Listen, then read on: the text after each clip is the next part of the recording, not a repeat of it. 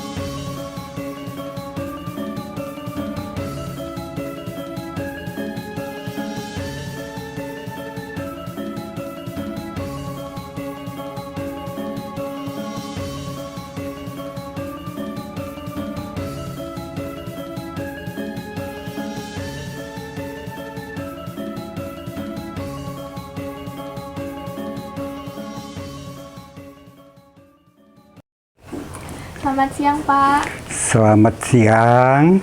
Sebelumnya, kami dari SMK Prakarya Internasional, perkenalkan nama saya Monik. Di sini saya mau mengerjakan tugas karena ada tugas tentang aksi untuk negeri. Kebetulan Monik dan teman-teman penasaran tentang wayang golek. Iya. Jadi Monik dan teman-teman datang ke Bapak. Terima kasih atas kedatangannya. Jadi Bapak sendiri juga merasa gembira ya. Yang biasanya dari kalangan milenial yang sudah banyak agak cuek, agak ini yang perlu dikenali sedikitnya ya dari wayang golek itu masalah cerita yang penuh dengan istilahnya pendidikan moral ya. Jadi khususnya pendidikan moral. Jadi untuk Bapak sangat bahagia. Terima kasih atas kedatangannya. Monik mau tanya, Pak, kalau untuk membuat wayang golek ini Bapak mulai sejak kapan? Kalau dari guru almarhum Parohiat itu dari tahun 1930. Terus ke Parohiat, kebetulan sebelum bikin wayang golek itu kerja karikaturis di PT Pindad di Ciracondong. Itu pas lewat Kebun Gedang sama Pasar Sauran, di sana ada tokoh pembuat wayang golek untuk Kota Bandung. Dan ada dalang yang cukup tenar pada tahun 50-an, yaitu Pak Lan Surawijaya, sama pembuat wayang golek adalah Abah Soma. Dari tahun 55 almarhum Parohiat itu tertarik. Terus dia ini cerita wayang golek dan suka istilahnya melihat pertunjukan-pertunjukan yang pada tempo dulu itu ada ritual-ritual untuk pertunjukan semacam pernikahan, itu harus adu kepala sapi, ya, itu kan jadi isme-isme dari Buddha untuk seni dan budaya wayang golek. Sedangkan yang asli itu tidak ada ritual-ritualnya, yang khususnya dari para wali pada tahun 1685. Jadi Sunan Bonang itu membuat suatu cerita wayang golek yang aslinya wayang golek itu dari kitab Hindu dan kitab Buddha,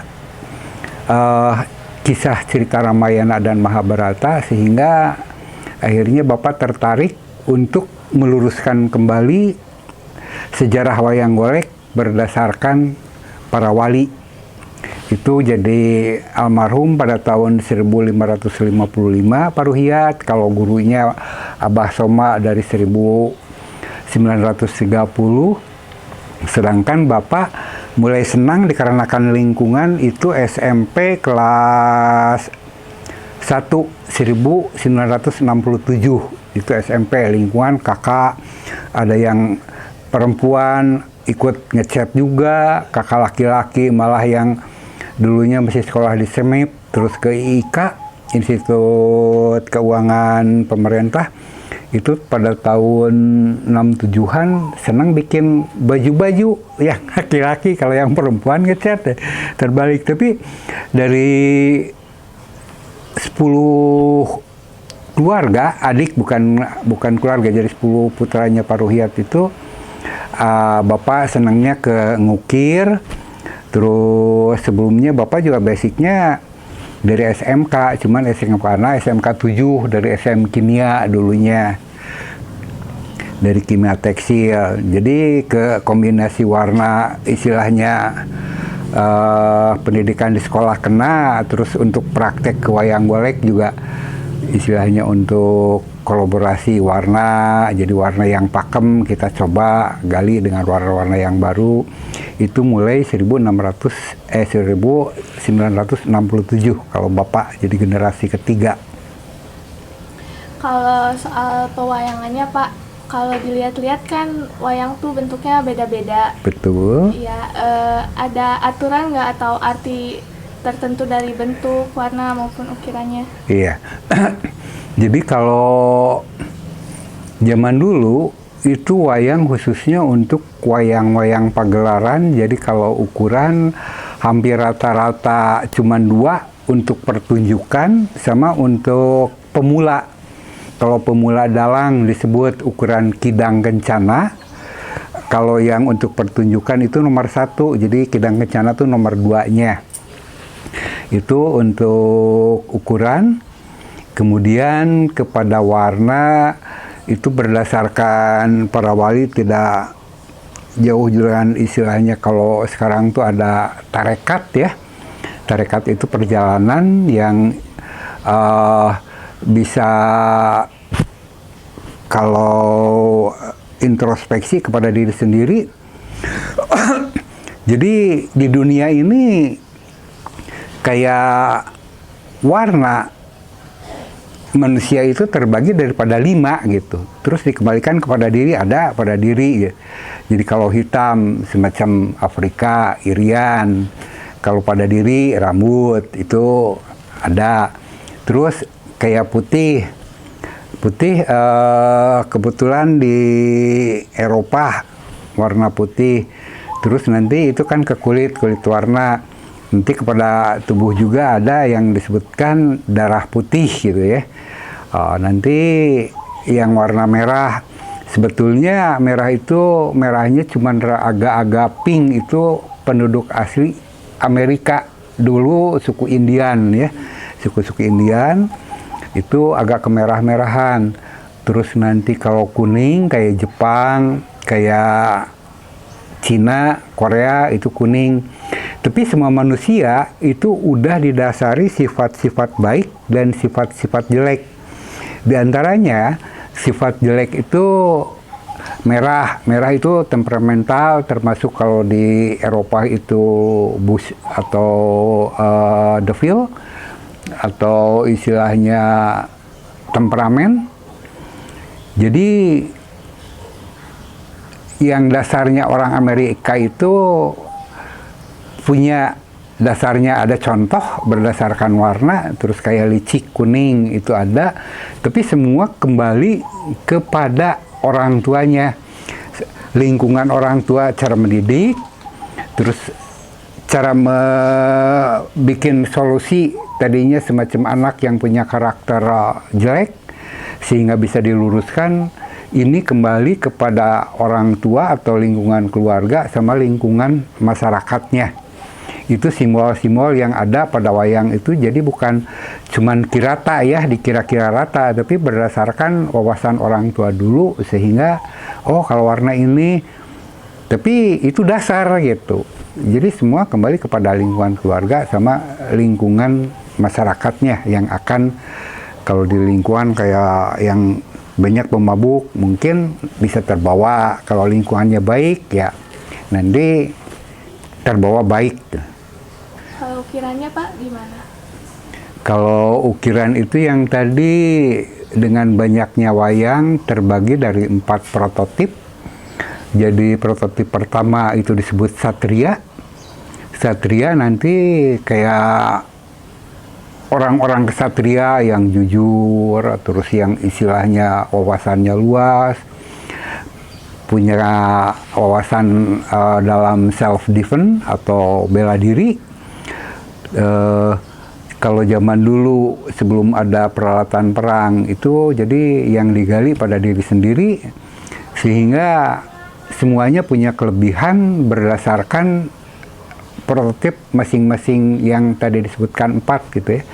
1 satria, 2 putri, 3 ada yang disebut punggawa. Punggawa itu termasuk kayak gini, Gatot Kaca, terus kayak buta yang ada sihung, itu punggawa. Nanti 1, 2, 3, yang 4 kayak punakawan gini. Punakawan termasuk yang binatang-binatang kayak garuda, kayak kera yang putih. Jadi semua itu dari kitab agama Buddha itu universal.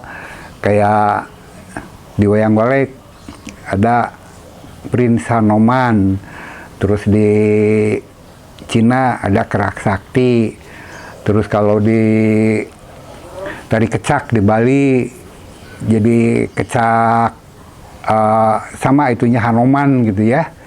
Jadi kecak dari Bali itu tokoh pertamanya Hanoman, tapi ceritanya Mahabharat. Jadi universal, setiap bangsa yang masuk agama Buddha itu hampir rata-rata mengenal tipe-tipe wayang golek ini. Kalau untuk bahan-bahan membuat wayang sama prosesnya berapa lama itu gimana Pak? Jadi tergantung tadi ukuran, jadi 100 tahun 55 ke sini sebagai wayang dibikin untuk cenderamata. Jadi ukurannya semua ada 7. Tadi kembali kepada prototip, kesulitan mengukir yang jelas wayang yang besar, terus tipe-tipenya tipe penggawaan. Kayak mungkin kayak Hanoman itu kera putih itu agak susah. Kayak yang ini ke Jatayu yang Garuda itu agak sulit. Nanti kayak buta-buta begini ini yang agak sulit. Kalau yang menengah putri sama satrianya itu kan semua bentuk hampir sama, putri sama satria. Jadi kalau yang punya karakter itu lebih sulit daripada yang istilahnya umum. Terus ada lagi yang paling mudah ini ke punakawan kayak gini. Kayak Panakawan tuh Semar, Cepot, Dewala, Gareng itu termasuk mudah gitu ya. Jadi ada mudah, ada menengah, ada sulit. Kalau bahannya Pak? Kalau bahan dari dulu sama almarhum Pak Ruhyat itu udah dicoba beberapa material, termasuk kayu kapuk, terus kayu nangka, terus kayu yang paling halus tuh untuk mebel disebut lame. Terus yang paling bagus untuk wayang golek yaitu dari materialnya akasia atau albasia. Albasia itu satu tahan rayap, tapi kalau kena air bisa juga kena rayap atau nantinya malah jadi busuk.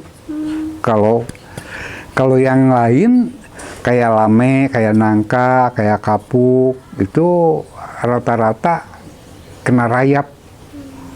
Jadi kalau lame 20 tahun ke atas baru, terus kalau nangka juga yang lain asal 20. Kalau yang ini umur 2 tahun setengah ya sebesar kaleng susu yang bulatnya sekitar diameter 10 bisa dipakai untuk yang nomor 4. Kalau yang 20 udah dipakai nomor 3, nomor 2. Terus kalau yang ukuran hampir 30 udah bisa dipakai. Wayang-wayang yang besar itu antara 5 tahun yang ukuran diameter 30. Kalau yang diameter 10-15 itu cuma 2 tahun setengah. Lebih produktif untuk pembuatan wayang golek di samping ketahanan dari rayap. Kalau untuk pembuatan wayang-wayang ini Bapak sendiri manual? Semuanya manual.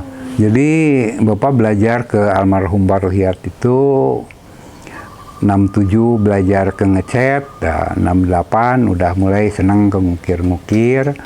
Ya pada akhirnya kurang lebih 7 tahunan lah. Itu dulu sambil pernah kerja dulu, tapi dikarenakan panggilan ke seninya besar gitu ya, akhirnya kerja di luar enggak, ya belajar mandiri. Tapi kalau murid-murid almarhum Pak Ruhyat, bukan Bapak sendiri, banyak. Mulai dari tahun 80-an, itu sampai 90-an kurang lebih ada 16 orang murid. Jadi pas selain daripada Bapak, murid-murid Bapak juga yang di Soreang ada 3 orang, yang di Majalaya sekarang 3 orang lagi, yang di Sumedang 2, terus yang di Padalarang 2. Jadi dikarenakan pandemi ya, banyak yang alih profesi dari 16, sekarang cuman tinggal 8 yang betul-betul masih aktif. Jadi kalau sama Bapak ada 9 orang. Kalau untuk proses pembuatan wayangnya Pak, dimulai dari mana dulu? Dimulai dari, kalau dalam bahasa Sunda itu bakalan. Jadi permulaan ini setiap pengrajin wayang harus mengenali randemen. Randemen itu kadar air yang ada pada kayu. Jadi kadar air kalau masih tumbuh itu 100% kadar airnya full, nanti ditebang. Setelah ditebang, terus kulitnya dibuang, dibikin balok, nah, itu harus diberdirikan kurang lebih 3-4 hari sehingga kadar airnya sama getahnya turun. Ini sekitar 60%. Nah, dari 60 ke 40 itu bagus untuk proses pengukiran, pembentukan wayang golek. Jadi dari sini, ini yang disebut bakalan, ke sini masih bakalan. Nah, nanti kalau sudah ke ngukir kayak gini, ya si kadar air minimal 50 masih bagus gitu ya. Tapi kalau 40 udah kering, ini banyak yang istilahnya retak-retak nanti diukirnya. Jadi pengenalan dulu randemen, kadar air, baru ke belajar proses ngukir. Dari proses ngukir ada istilahnya dihaluskan atau dihamplas, terus baru di sana di finishing itu juga bertahap. Kalau tahun 60-an ada yang disebut Meni. Meni itu semacam liquid yang nanti fungsinya mengatasi rayap, terus disebut juga antiseptik. Nanti ada lagi Flamir atau Dempul, itu fungsinya untuk menguatkan warna dan menghaluskan kayu itu sendiri, pori-pori. Dari dua proses baru ke proses coloring atau pewarnaan. Ini tergantung wayang yang dibikin. Jadi kalau rata-rata nomor 1 pembuatan mentahnya aja sama badan hampir 3 hari, terus untuk ngecat 2 hari, untuk baju 1 hari. Jadi kalau sampai jadi itu yang wayang besar gini 5 hari, kalau yang nomor 4 3 hari yang ini. Kayak ini 3 hari.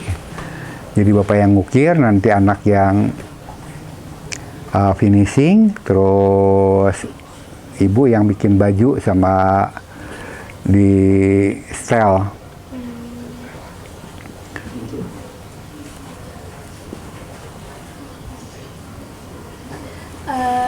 Udah aja Pak. Ya. Terima kasih banyak sudah menjawab pertanyaan-pertanyaan Monik. Mohon maaf kalau misalnya ada salah bicara. Terima kasih banyak untuk meluangkan waktunya. Sama-sama, Bapak sendiri juga terima kasih. Masih banyak kaum muda yang ada kans terhadap seni dan budaya, khususnya masalah pendidikan moral. Ini menyangkut wayang golek ya. Terima kasih sekali dan mudah-mudahan ini juga bisa istilahnya ada partisipasi untuk diperkenalkan lagi kepada teman-teman yang milenial, sehingga ada manfaat untuk semuanya ya, bukan untuk bapak aja, buat adik-adik semua ada manfaatnya. Jadi bapak mengucapkan terima kasih dan assalamualaikum warahmatullahi wabarakatuh.